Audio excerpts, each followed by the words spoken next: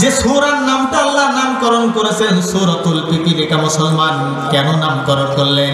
হযরত সুলাইমান পয়গম্বর 9 মাইল উপর দিয়ে যাইতেছিলেন।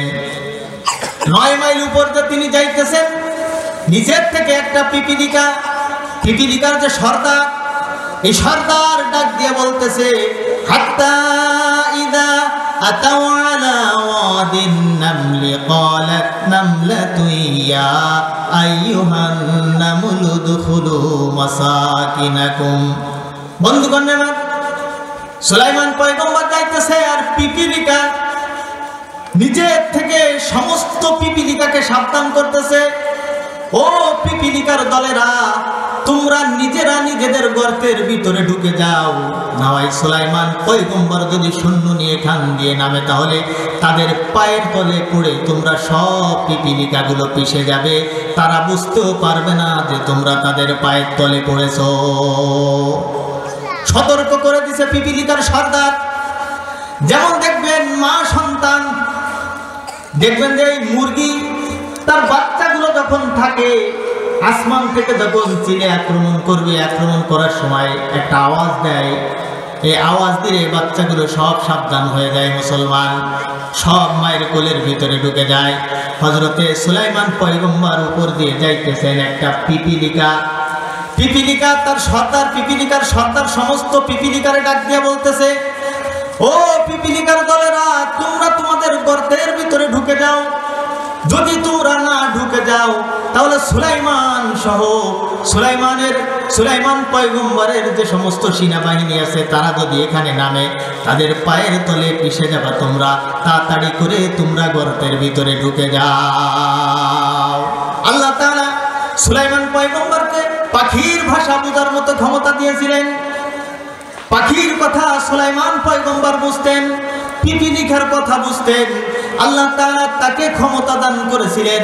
পিপিলিকা জমিনে দাঁড়ায়া তাদের পিপিলিকাদেরকে সর্দার শেষ সতর্কবাণী দিচ্ছে, আর সুলাইমান পয়গম্বর 9 মাইল উপর থেকে তাদের আওয়াজ শুনতেছে। সুবহানাল্লাহ। বন্ধুগণ আমার, হযরত সুলাইমান পয়গম্বর, আমরা একটু জিকির করি, লা ইলাহা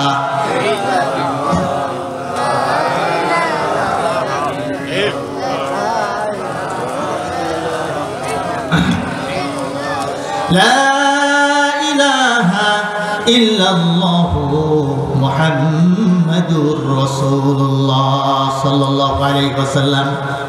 বন্ধুগণ আমার, যে কথা বলতেছিলাম, হযরত সুলাইমান পয়গম্বর পিপিলিকার কথা শুনতে পেয়েছেন। এবার সুলাইমান পয়গম্বর ওখানে নেমেছেন, নেমে তিনি পিপিলিকার কথা শুনতেছেন। কি বলে তারা? হযরত সুলাইমান পয়গম্বর এখানে দীর্ঘ সময় পর্যন্ত অবস্থান করেছেন। এখন আসরের নামাজের সময় হয়ে গেছে। নবী সুলাইমান পয়গম্বরের একটা পাখি ছিল, নাম ছিল তার হুদহুদ। আল্লাহ তাআলা কুরআনুল কারীমের ভিতরে হুদহুদ পাখির কথা বলেছেন। পাখি কিন্তু খুব বড় ছিল না, অভিজ্ঞতা বেশি ছিল। বড় জিনিসের অভিজ্ঞতা একটু কম হয়, ঠিক না? ঠিক না? লম্বা যারা হয় তাদের বুদ্ধি বেশি হয় না কম হয়? কথা কন না? হ্যাঁ, কম হয়।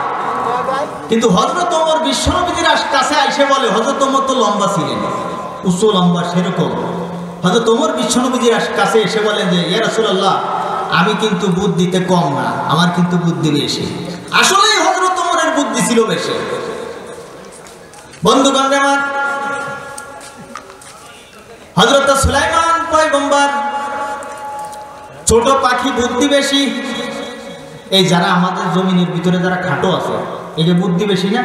কথা কন, বুদ্ধি বেশি হওয়ার কারণ কি? কারণ তো বুদ্ধি হয় হলো কলব থেকে আর ব্রেনটের থেকে, যার কারণে যে বাড়ির মানুষ হয় তার ওই মাথার এই কলব এক জায়গা থাকে, খট করে নিয়ে নেয় ওই জায়গাতে, চুম্বকের মতো, বুঝলেন না? এই হলো সিস্টেম। বন্ধুগণ আমার, এক লোক বাজারে গেছে। বাজারে যাওয়ার পরে দেখে যে বাজারে মাইকিং হইতেছে, আহম্মকের আলামত সম্পর্কে বই মাত্র 2 টাকা, আহম্মকের আলামত সম্পর্কে বই মাত্র 2 টাকা। মানে লম্বা ব্যক্তি বলদ এই সম্পর্কে মানে আহম্মকের মানে বলদ হল লক্ষণ যে আলামতগুলো এই সম্পর্কে বই বিক্রি হচ্ছে 2 টাকা দাম। তো ও চিন্তা করতেছে, এক ব্যক্তি চিন্তা করতেছে যে আমি একটু কিনে নিয়ে যাই, বাড়ি নিয়ে যাই, আমি একটু পড়ে যেগুলো আমার মধ্যে আহম্মকের আলামত যদি কিছু থাকে তো ওইগুলো বাদ দিয়ে দেবো। তো এখন উনি বইখান পড়ছে, পড়িয়ে টড়ে এবার যায় আয়নার সামনে দাঁড়াইছে, দাঁড়ায় দেখা যায় সব কিছু ওনার সাথে কেটে যাচ্ছে। এইবার লম্বা বেশি, এখানে তো আর কুপাইতে ভাই হাত পা ছোট করা যাচ্ছে না, এই জায়গা তো কেরামতি কাটবে না। দাড়ি আবার অনেক লম্বা দাড়ি। এবার চিন্তা করতে দাড়ি কটা খাটো করে খুব খুঁজাখুঁজি করছে ঘরের ভিতরে, খুঁজে কাশি মাছি কোনো কাউসি টাউসি ছুরি চাকরা কিছু না পাইয়ে এবার চিন্তা করতে তাহলে দাড়িতে এক মুষ্ট রাখতে হয়, এক মুষ্ট রাখে বাকিগুলোকে আগুন ধরা গেছে। এবার আগুন যখন হাতের কাছে গেছে যে হাত ছেড়ে দিয়েছে ফস করে সব পুড়িয়ে গেছে। এবার কাছে আসলে তো আমি আম্মুকে আমি সকাল হলে যদি নাপিতির কাছে যেতাম তাহলে তো আমার আসলে এই সমস্যাটা আমার হতো না। বন্ধুগণ আমার, আর লম্বা মানুষ যে সব বলো দেয় এমন না। হযরত ওমর ছিলেন উঁচু লম্বা, সেরকম বডি। হযরত ওমর এত জ্ঞানী মানুষ ছিলেন যে অল্প পৃথিবী শাসন করেছে, তার পোশাক দেখে পৃথিবীর মানুষ বলতে পারতো না যে এই যে একটা শাসক, অর্ধ পৃথিবীর শাসক। শুধু লম্বা হইলেই যে সে বলো যায় এমন না, লম্বা মানুষ চালাক আছে, আর এমন বাটুল মানুষ আছে একেবারে বলো আছে না এরকম। বন্ধুগণ আমার, ব্যতিক্রম থাকে। সুলাইমান পয়গম্বরের পাখি ছিল হুদহুদ পাখি। এবার সুলাইমান পয়গম্বর আসরের নামাজ আদায় করবে, হুদহুদ পাখির এত ক্ষমতা ছিল, হুদহুদ পাখি জমিনের সাথে মাথা মিশাইলে মুখ লাগাইলে বলতে পারতো এর তলে পানি আছে। হুদহুদ পাখি মনে করেন এইখানে আমাদের মাঠের ভিতরে মুখ মিশাবে, মিশাই বলতে পারবে যে এর তলে পানি আছে। আর সুলাইমান পয়গম্বর জিনদেরকে হুকুম করবে, আর জিনেরা খনন করবে, ওখান থেকে পয়গম্বর সুলাইমান উযু করতেন এই সিস্টেমে। এখন বাদশা সুলাইমান আসরের নামাজ আদায় করবে, বলতেছেন যে আমার হুদহুদ পাখি কোথায় গেল? হুদহুদকে তো আমি দেখতেছি না।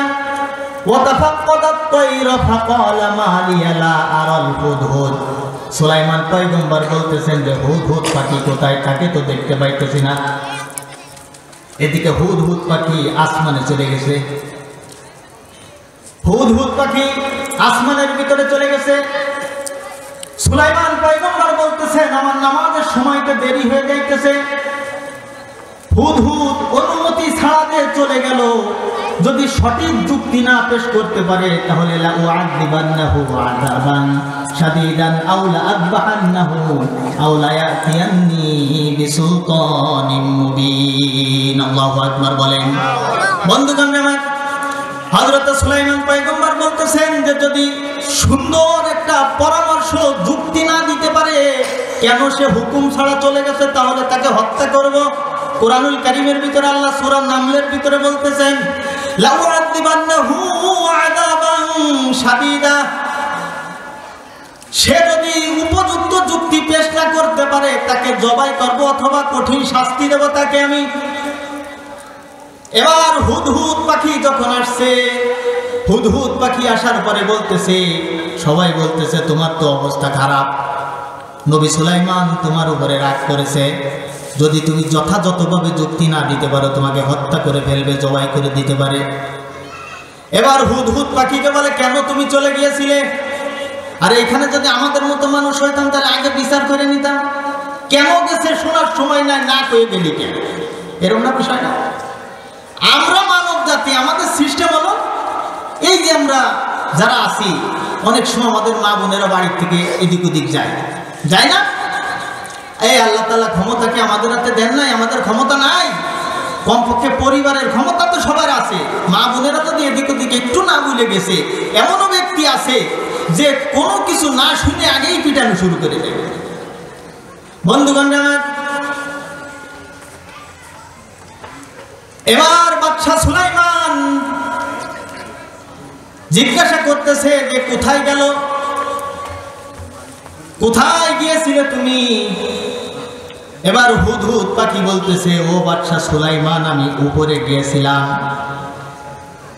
উপর দিকে গিয়েছিলাম, আমার মতো আর একটা হুদহুদের সাথে আমার দেখা হয়েছিল।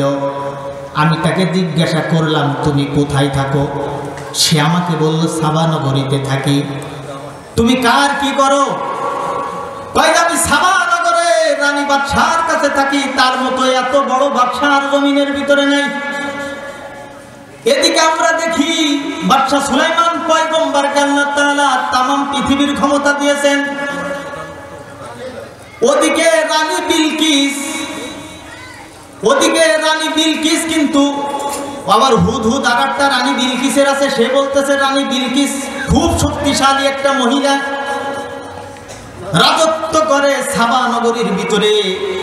তার এমন একটা সিংহাসন মণিমুক্তা দিয়ে, স্বর্ণ দিয়ে তৈরি করা, মণিমুক্তা দিয়ে ডিজাইন করা। এই সিংহাসনটা একটা দুইটা দিয়াল না, পুরো 7টা দিয়ালের এরিয়া করে তালা বন্ধ করে বাদশা রানী বিলকিস এইটাকে আবদ্ধ করে রেখে দেয়। এত বড় বাদশা, তার দেশে কোনো কিছুর অভাব নাই, ধন সম্পদ, টাকা পয়সা, বাড়ি গাড়ি, প্রত্যেকটা মানুষ ধনী তার রাজ্যের ভিতরে। এত বড় রাজ্য বাদশা সুলাইমানের সামনে বর্ণনা করতেছেন। অথচ তখনও বাদশা সুলাইমান সারা পৃথিবীর শাসক হওয়া সত্ত্বেও তিনি এ খবর তার কাছে ছিল না। এবার হুদহুদ পাখি বলতেছে, ও বাদশা সুলাইমান, শুধু তাই নয়, এই রানী বিলকিস কিন্তু আপনার মালিকের হুকুম মানে না। সে চন্দ্র সূর্যর পূজা করে, আপনার মালিকের হুকুম সে মানে না, চন্দ্র সূর্যর পুজো করে। বাদশা সুলাইমানকে বলে, বাদশা সুলাইমান বলে যে আমি তো এটা জানতাম না। এবার সুলাইমান পয়গম্বর রানী বিলকিসের কাছে চিঠি পাঠাইলেন। হুদহুদ পাখিকে বলে, যদি সত্যি তুমি সংবাদটা তোমার সত্যি যদি হয়, তাহলে আমি একটা চিঠি দিচ্ছি, এই চিঠি নিয়ে তুমি সাবা নগরীর ভিতরে পৌঁছায়া দাও। সাবা নগরীর ব্যাপারে আল্লাহ তাআলা কুরআনুল হাকিমের ভিতরে বলেন, লাকাদ কানা লিসাবাইন ফি মাসকানিহিম আয়া জান্নাতানি আন ইয়ামিনি ওয়া শিমাল। আল্লাহু আকবার বলেন। এই সাবা নগরী এত উন্নত, এই সাবা নগরী দুনিয়ার জমিনের একটা জান্নাত বলতে পারেন, আল্লাহর জান্নাত না। ওই জান্নাতের কথা দিলের ভিতরে কেউ কল্পনাও করতে পারবে না। আল্লাহর জান্নাতে কি আছে এটা কল্পনা করার ক্ষমতা নাই। দুনিয়াতে জান্নাত একজন বানাইছিল, জানেননি? হ্যাঁ, সাজ্জাদ জান্নাত বানাইছিল না? সাবা নগরী ঠিক ওই কোয়ালিটি। সাজ্জাদ তো আল্লাহর সাথে পাল্লা দিয়ে জান্নাত তৈরি করলো, যে মালিকের জান্নাতের ভিতরে আমি যাব না, আমি জান্নাত তৈরি করব, সেই জান্নাতের ভিতরে আমি যাব। সাজ্জাদ সেই জান্নাতের ভিতরে যাইতে পারে নাই। বন্ধুগণ আমার, সাবা নগরীর ধন সম্পদের অভাব নাই। সেনা সৈন্য যুদ্ধ করার সময় সব সময় প্রস্তুতি থাকে, টাকা পয়সা ধন সম্পদ। তার রাষ্ট্রের ভিতরে খুব চাকচিক্য অবস্থা। রাষ্ট্রের ভিতরে রাস্তার 2 সাইড দিয়ে বাগান, সুন্দর ফল ফুলের গাছগুলো লাগানো আছে। এত সুন্দর পরিবেশ ওই জামানার ভিতরে কোনো রাষ্ট্রের ভিতরে ছিল না। এই সাবা নগরীর বাদশা ছিল রানী বিলকিস। এবার রানী বিলকিসের বর্ণনা যখন সুলাইমান পয়গম্বরের কাছে দিছে, সুলাইমান পয়গম্বর বলতেছেন, যদি তুমি সত্যি রানী বিলকিসের ব্যাপারে আমাকে বলে থাকো, তাহলে আমি চিঠি লিখে দিতেছি, তুমি নিয়ে যাও তার কাছে। সুলাইমান পয়গম্বরকে হুদহুদ পাখি বলেছিল, ও বাদশা সুলাইমান, এই যে রানী বিলকিস কিন্তু সূর্যর পূজা করে, এ কিন্তু আপনার মালিকের পূজা করে না। এই জন্য বাদশা সুলাইমান আলাইহিস সালাতু ওয়াস সালাম তিনি এক কথায় চিঠি লিখে দিয়েছিলেন। আল্লাহ তাআলা কোরআনের আয়াত বানায় দিয়েছেন। সুবহানাল্লাহ বলেন। বন্ধুগণ আমার, সুলাইমান পয়গম্বর লিখেছেন, ইন্নাহু মিন সুলাইমান ওয়া ইন্নাহু বিসমিল্লাহির রহমানির রহিম। এক কথার চিঠি লিখে দিয়েছেন।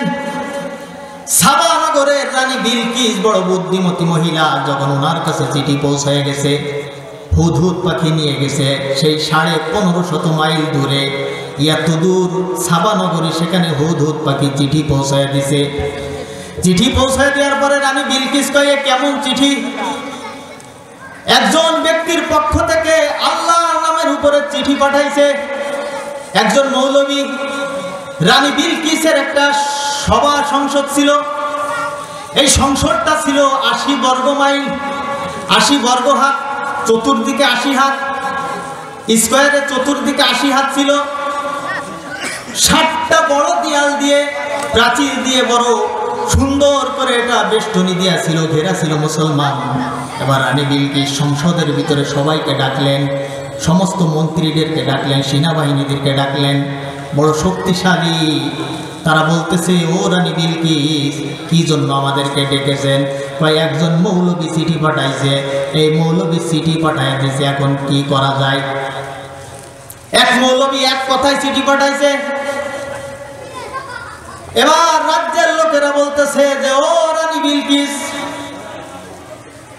মৌলবী চিঠি পাঠাইছে, মৌলবীর সাথে যুদ্ধ ঘোষণা করে দিয়ে আমরা, আমাদের তো কোনো কিছুর অভাব নাই। রানী বিলকিস বড় বুদ্ধিমতী মহিলা, তৎকালীন জামানার ভিতরে সব থেকে বড় বুদ্ধিমতী মহিলা রানী বিলকিস। রানী বিলকিস বলতেছে যে না না, একবারে তার সাথে যুদ্ধ করা যাবে না, আগে তার অবস্থা সম্পর্কে আমাদের জানতে হবে, কেমন সে ব্যক্তি।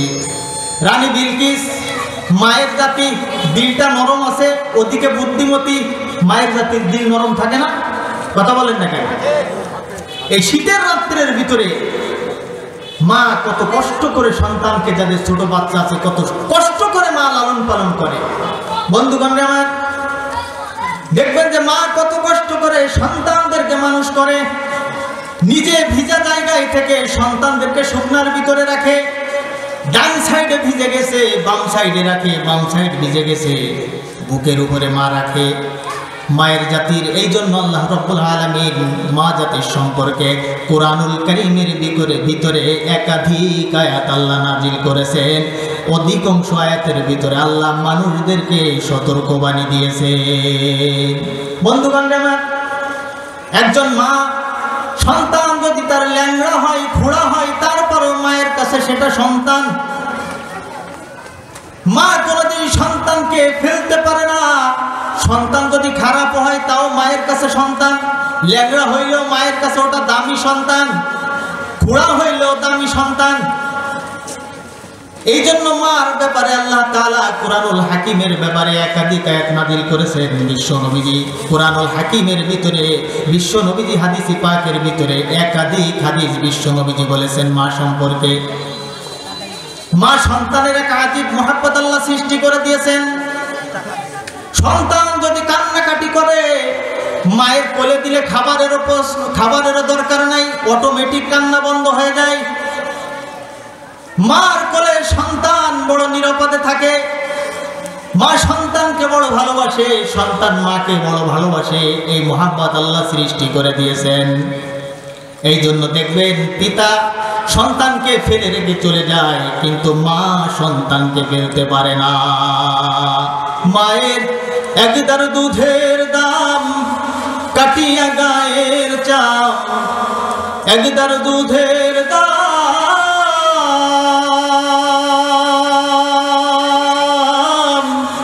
মায়ের একদার দুধের দাম কাটিয়া গায়ের চাম, পাপড় বানাইল ঋণের শোধ হবে না, এমন দরদি হবে কেউ হবে না আমার মা গো। দেখবেন কিছু কিছু জায়গায় দেখা যায় পিতা 2টা 4টা সন্তান হওয়ার পরে বিদায় নিয়ে চলে যায়, আর আসবো না বিদায়। কিন্তু মা সন্তানকে রেখে যাইতে পারে না। মা সন্তানকে কষ্ট করে মানুষ করে, বুকের ভিতরে আঁকড়ে ধরে রাখে। এই জন্য কবি বলে, পিতা আনন্দে মাতিয়া সাগরে ভাসাইয়া, সেই যে চইলা গেল ফিরাইল না। মায়ে ধরিয়া জঠরে কত কষ্ট করে, ধরিয়া জঠরে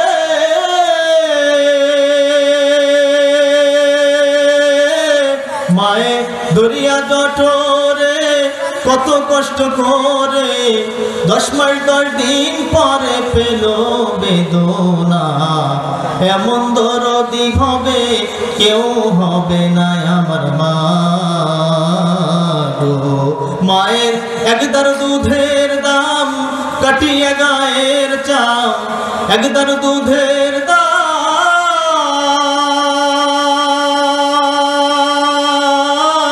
মায়ের একদার দুধের দাম কাটিয়া গায়ের চাম, পাপড় বানাইল ঋণের শোধ হবে না, এমন দরদি হবে কেউ হবে না আমার মা।